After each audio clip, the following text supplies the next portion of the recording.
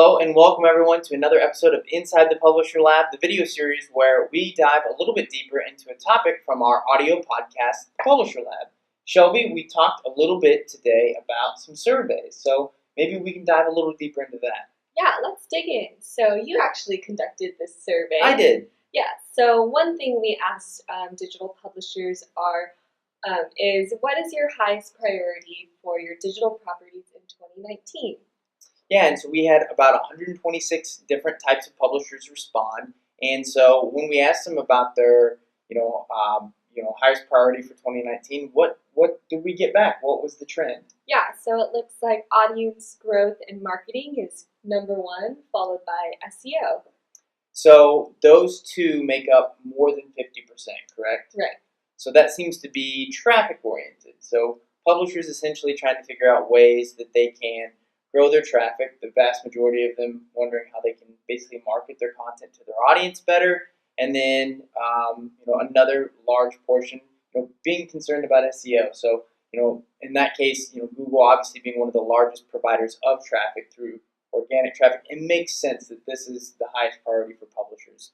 Most recognize, and we talked about this on the show, if you can build an audience, you can monetize it, you can alter different things, change user experiences, diversify revenue, all these types of things really come secondary to the fact of building an audience. And most publishers exist today as a business because they've been able to do this to some degree so far. Right. Another thing we asked publishers was, what was your biggest challenge in 2018? And so what was the biggest challenge for publishers in 2018? Yeah, so almost half of respondents said that growing quality traffic was their biggest challenge. And the second one was growing revenue. Yeah, so I mean, that makes total sense, right? So it comes back to what the highest priority was in 2019. If your greatest challenge or highest priority, that is, if your greatest challenge was really, growing quality traffic, it makes sense that would be your highest priority. Continue that. And I think that is universal across the publishing industry. And like we said before, if you can grow an audience, then you can grow the revenue. And I think, you see that as a secondary goal in a lot of cases. The publisher is really focusing on, how can they grow their revenue? How can they best, take advantage of the fact that maybe they have grown their traffic or grown it over time. But I do think it is worth, looking at. I always say it's the greatest time to be a digital publisher, and a big reason for that is such a low barrier to entry. If you can create great content that people want, you can be a publisher. And for that reason, incumbent publishers, people that have been doing this for a while, are susceptible to being upset in some way by newcomers. And so I think it's really important for publishers to think not just about their traffic, but to think about their content in regards to that. When we asked publishers what influences their decisions the most about their digital property, the main answer was announcements on large platforms like Google, Amazon, and Facebook, followed by what other publishers are doing. So I thought this was really interesting as well. It surprised me a bit to hear that publishers made decisions based on what someone like Google or Facebook would basically tell them through an announcement, new products or policy changes. It makes sense to a certain extent whenever they make announcements about the way something has changed that you would pay close attention to that. So I do understand that. But then you also look at the second one, which is they pay attention to what other publishers are doing. And so what strikes me as unique about this is we're just talking about that low barrier to entry and new publishers coming along and focusing on your content.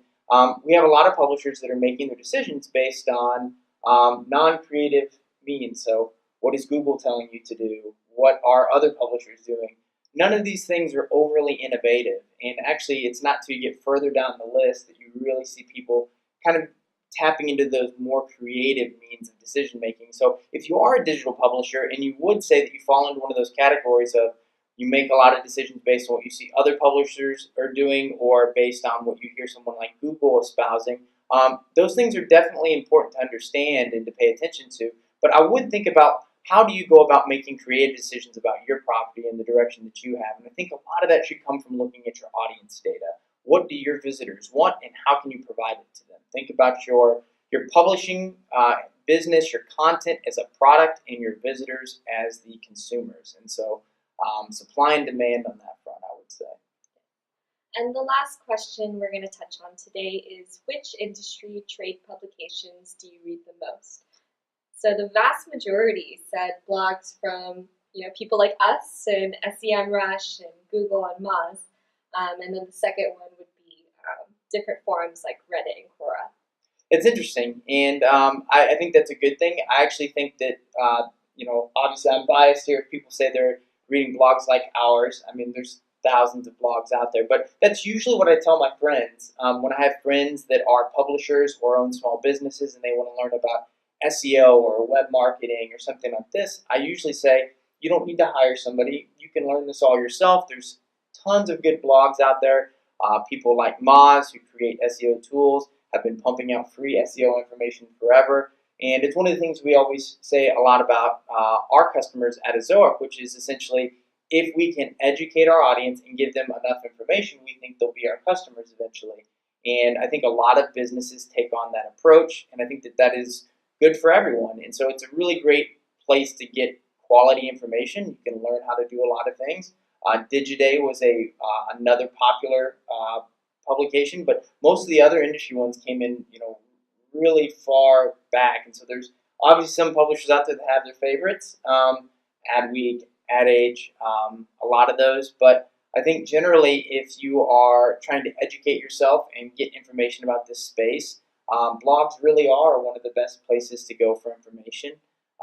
If you're watching this video series, you're watching one of the ways that you probably like to get information about this space. And so I am of the mind that I think this is probably one of the best ways to get a lot of tiered views. So it comes back to my first point earlier about how do you make creative decisions about what types of directions and strategy you should employ. I think by exposing yourself to lots of different types of information is a good place to start.